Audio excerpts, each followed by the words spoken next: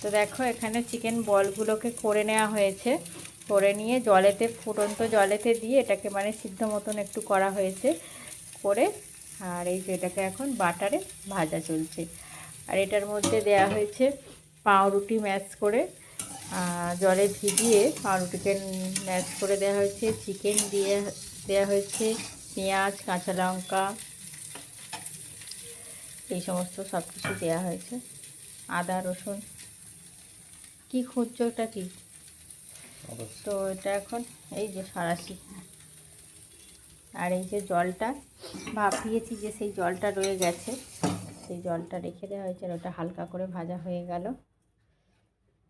তো এখানে পেঁয়াজ, এখানে রসুন, এখানে আদা সব কাটা আছে। এবার এটাকে ভালো করে